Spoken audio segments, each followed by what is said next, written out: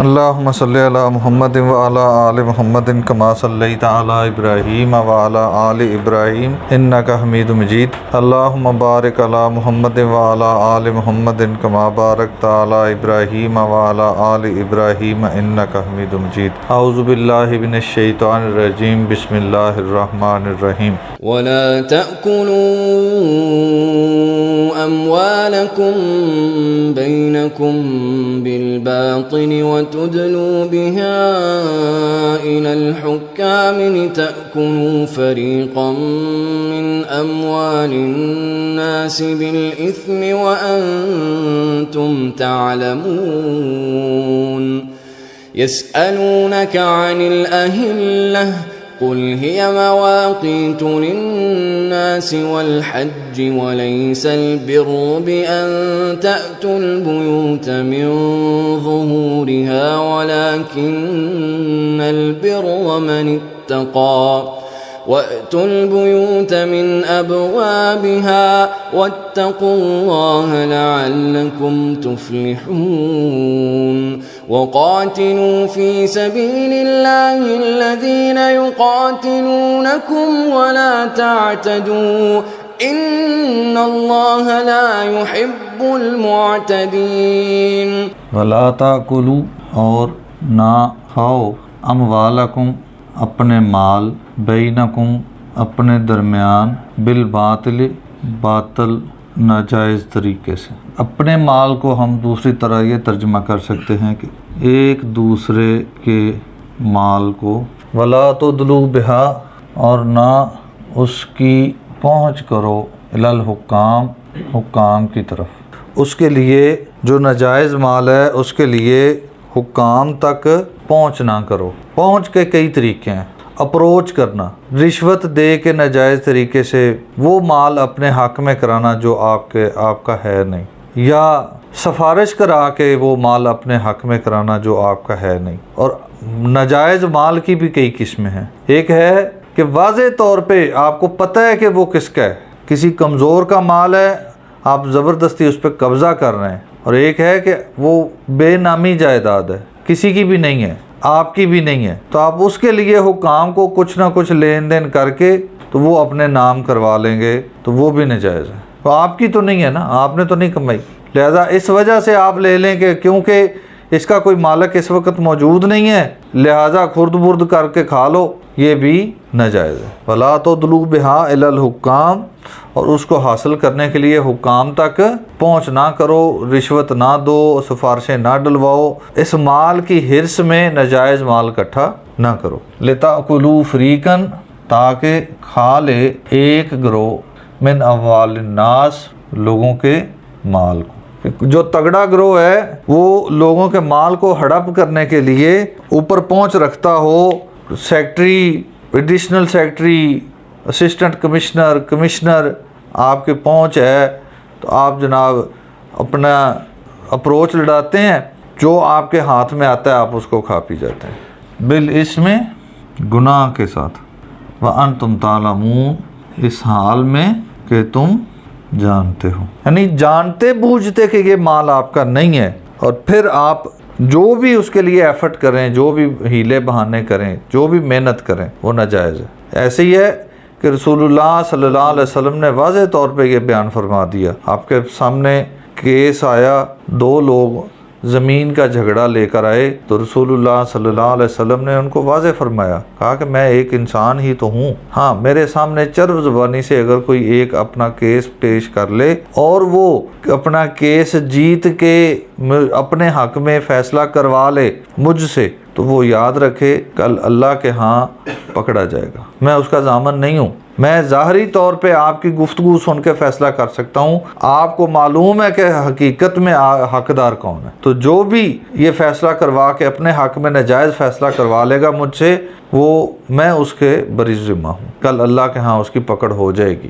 یسألونک عن الاہلہ، یہاں پہ رکوع ختم ہوتا ہے، موضوع تبدیل ہوا۔ یسألونک، اے پیغمبر صلی اللہ علیہ وسلم، یہ لوگ آپ سے سوال کرتے ہیں عن الاہلہ، چاند کی منازل کے متعلق، چاند کا گھٹنا بڑھنا، چھوٹا بڑا ہونا، اس کے متعلق سوال کرتے ہیں کہ یہ چاند کیا ہے، قل بتا دیجئے ہی مواقیت للناس یہ لوگوں کے لیے اوقات کا نظام وضع کرنے کے لیے ہے، والحج اور حج کے ایام کی وضاحت کے لیے، یعنی رمضان ہو، حج ہو، جتنے بھی مہینے ہیں ان کی تاریخوں کو وضع کرنے کے لیے، ان کی تاریخوں کو تعین کے لیے یہ چاند کام کرتا ہے۔ چاند کی سہولت یہ ہے کہ اس کے ذریعے آپ اپنی تواریخ، اپنا کیلنڈر جو ہے اس کو متعین کرتے ہیں۔ وَلَيْسَ الْبِرُّ مطلب یہ کہ چاند صرف یہی کام کرتا ہے،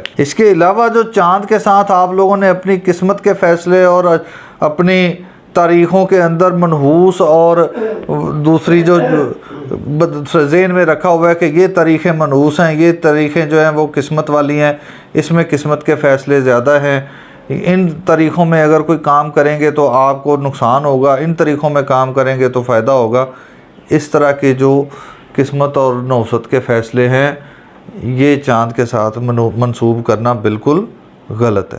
چاند کا کوئی کردار نہیں ہے آپ کی زندگی میں سوائے اس کے کہ وہ وقت کا تعین کرتا ہے۔ اس کے علاوہ سائنٹیفکلی جو چیزیں ہمارے سامنے آ رہی ہیں کہ یہ سمندر کی لہروں کا معاملہ اس کے ساتھ مد و جزر کے ساتھ ہے، اور اس کے علاوہ پھلوں کے اندر رس جو ہے اس کا بھی بعض سائنٹیفکلی بتاتے ہیں کہ اس کے ساتھ تعلق ہوتا ہے۔ بہرحال یہ صرف سائنٹیفک اس کی اپروچ ہے، چاند کے جو فائدے ہیں وہ سائنٹیفک ہیں۔ اس کے علاوہ چاند کے بڑھنے سے گھٹنے سے، چاند کی تاریخوں کا انسان کی قسمت کے ساتھ، قسمت کے فیصلوں کے ساتھ، نوست کے ساتھ، برکت کے ساتھ کوئی تعلق نہیں ہے۔ وَلَيْسَ الْبِرُّ اور نہیں ہے نیکی بِأَنْ یہ کہ تَأْتُوا الْبُيُوتَ تم آؤ گھروں میں داخل ہو، من ظہورہا ان کی پچھلی طرف سے، جو مین انٹرنس ہے، جو دروازہ ہے، ادھر سے داخل ہونے کی بجائے گھروں کی پچھلی طرف سے دیوار یا چھتیں پھلانگ کے داخل ہونا یہ کوئی نیکی نہیں ہے۔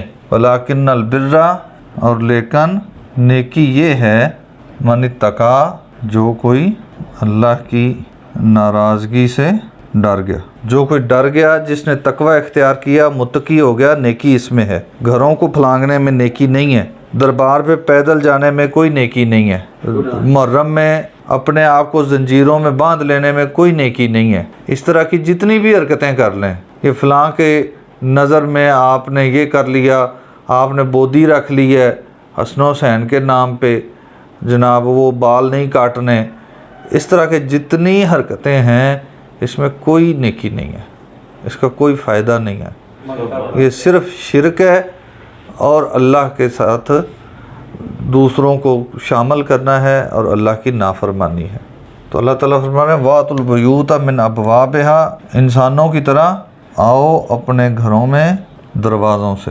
آپ اندازہ کر رہے ہیں کیسی شیطان نے مت ماری ہے کہ زنجیریں پہن کے ذلیل ہو جائیں گے، باعزت طریقے سے نماز نہیں پڑھنی۔ اسلام کتنا خوبصورت اور پاکیزہ دین ہے، 5 وقت آپ کو پاکیزہ کرتا ہے، آپ باوضو ہوتے ہیں، پانی استعمال کرتے ہیں، نماز پڑھتے ہیں، سال ہا سال تک پانی کے قریب نہیں جاتے، گدیلے اس قدر گدھے بنے ہوتے ہیں کہ بال دیکھنے سے انسان کو قے آتی ہے۔ تو یہ کیا ہے جی، یہ پہنچے ہوئے بزرگ ہیں۔ کون سا اسلام ہے جو اس قدر گندگی کو پسند کر کہ آپ پانی کے قریب بھی نہیں جاتے؟ یہ شیطانی حرکتیں ہیں۔ اسلام تو بڑا لاجیکل ہے، صفائی پسند ہے اور عقل کے مطابق ہے، عقل کے تابع نہیں ہے، یہ ذہن میں رکھنا، عقل کے مطابق ہے۔ کچھ باتیں عقل وہاں تک نہیں پہنچی جہاں تک اسلام کی باتیں، ہاں لیکن آپ اسلام کی تعلیمات عقل کے مطابق ہیں، لاجک کے مطابق۔ اللہ تعالیٰ نے ایک سسٹمیٹک طریقے سے یہ ساری چیزیں وضع کی ہیں۔ تو یہ کیسے ہو سکتا ہے کہ ایک صاف ستھرا دین جو ہے اس میں غیر اخلاقی حرکتیں ہوں؟